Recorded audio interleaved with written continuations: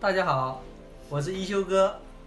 欢迎来到每日一休。今天我们继续来看维修培训2第7章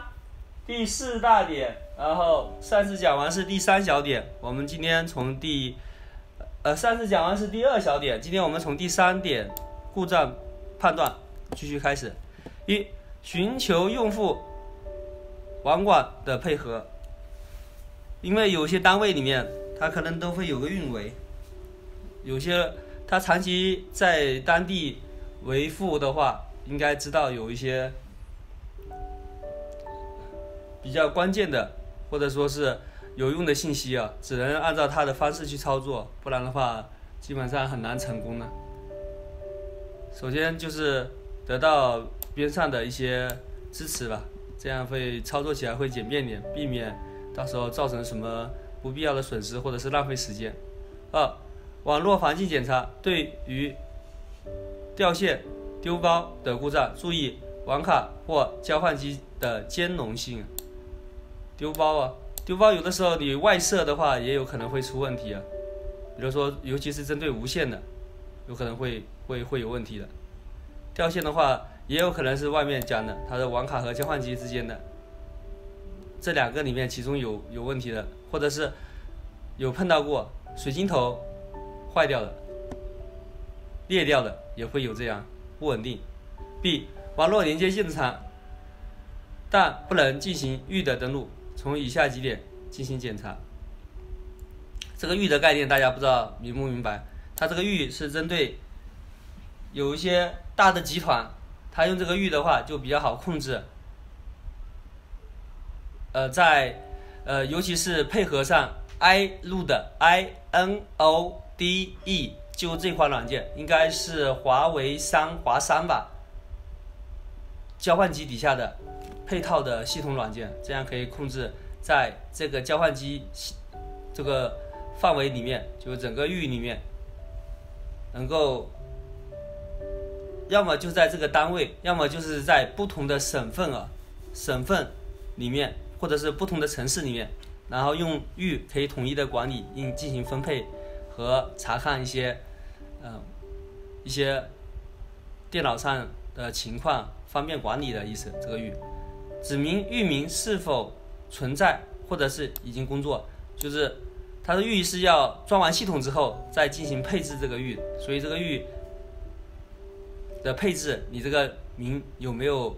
给它取错掉，如果域取错掉，它肯定连接不到服务器的。 B、以是否已经安装了服务器操作系统的要求，这边讲了操作系统你安装这个域必须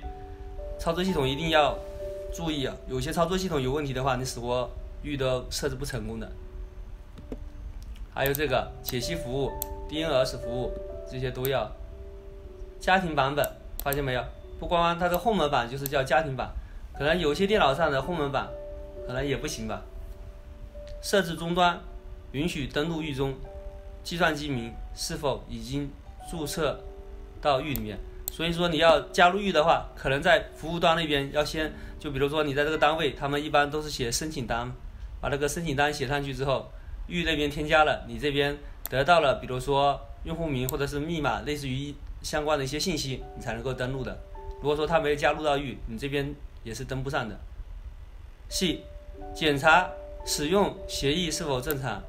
这协议里面也包括有好几种协议，如果不对的话可能也是有问题。T、检查防火墙是否被授权访问，这防火墙不一定是系统自带的防火墙，有可能是交换机里面有防火墙，或者是在交换机还有光猫那一端它有专门部署物理的防火墙。D、必要时使用直连线只连接2台机器对等环境下是否可以联网，这样可以排除网络上诸多因素造成的。但是你这一种直连线的话，你自己要去做，一端是水晶头是 B 类做法，一端是 A 类做法。这个什么叫 B 类 A 类，自己可以去网络上去查找一下水晶头的做法 AB 类。3、网络适配器驱动与属性检查。 A 这还很多哈，我们再看A 驱动程序是否正确合适，网卡设备建议与系统自动识别，并尽可能使用与操作系统匹配更新驱动。只有老型号的 ISA 网卡则需要手动安装方法进行驱动安装，在安装驱动过程中有必要可以加载和正在运行的程序关闭掉再安装。像这种情况，现在驱动一般 Ghost 大多数都会自带了，这个驱动还是很简单的。可能以前老的机器，比如说这个 ISA 就是插在这种插槽上的那种网卡，比较老吧，它可能不太好装。而且以前像98的系统的话又更麻烦，你要插一个98的系统光盘接进去之后，先装驱动它会提示你要插入系统光盘，然后你再把原来驱动盘取出来，然后再把那个98的盘放进去它自动识别完了之后呢，你再退出来，再把刚才的那个驱动盘再放进去，所以比较复杂的。以前装驱动的98系统底下，现在应该不存在这个情况。还有一个问题啊，这边讲的就是说，刚才想到一个什么问题，就是说你这个网卡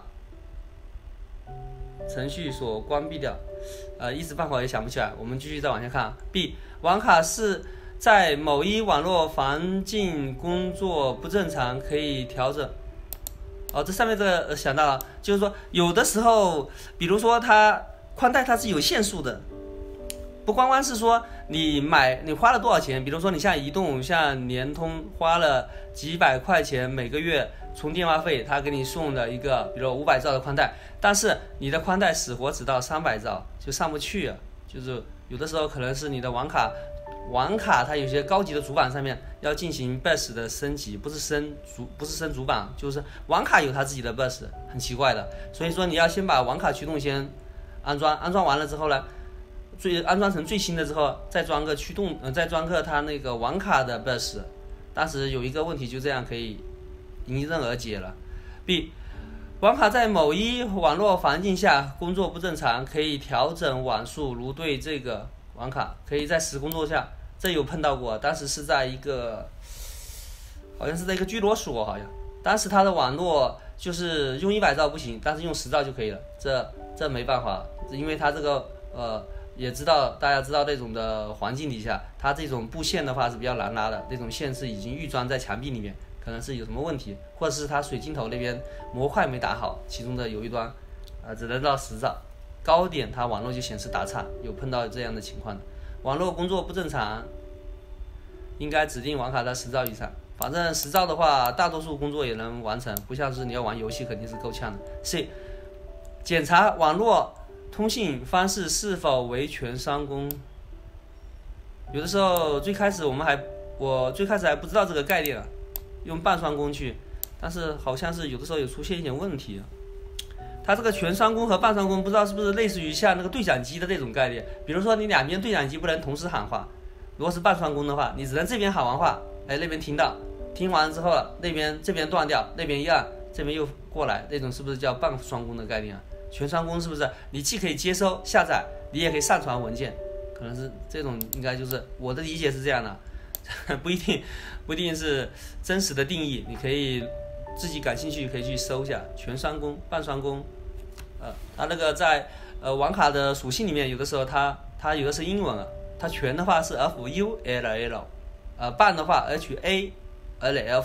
英文的话有的时候你就看不懂，它那个样有的时候要调整，然后大多数上面选最上面有个自动 AUTO。行，今天就讲到这边，我是一休哥，拜拜。电脑外设网络维修小技巧。如何删除用户自己添加的具有管理人权限的账户？有的时候有一些软件或者是干嘛，系统里面出了什么问题，用一种方式就是说增加一个新的用户，看在新的用户里面能不能正常的工作。如果说发现不能正常的，那就说明可能跟你这个系统里面是不是要么就影响的更深了问题，要么就是还是其他的什么原因造成，跟系统无关了。那这种情况底下，我们刚才增加的用户就没有添加的必要了，所以他这边就讲删除掉你自己添加的那种管理员的用户。背景是这样的，它是开机的时候，这是 Win7 的系统，看这个界面，按 F8，然后进入到安全模式，然后使用用户名，它这边有2个，你就用超级用户这个 admin 最上面这个登录，然后再点击里面有个管理，然后有个用户和组，用户组打开之后，把刚才你自己增加这个 lisi 这个账户给它右键给它删除就可以了。但是前提你一定要注意它这边还讲的是 XP 的版本，07的估计也是这样的。你要注意你这个用户没有用多久，如果是用很久的用户，千万不要去删，删完之后你的资料可能会没掉了，这个一定要切记。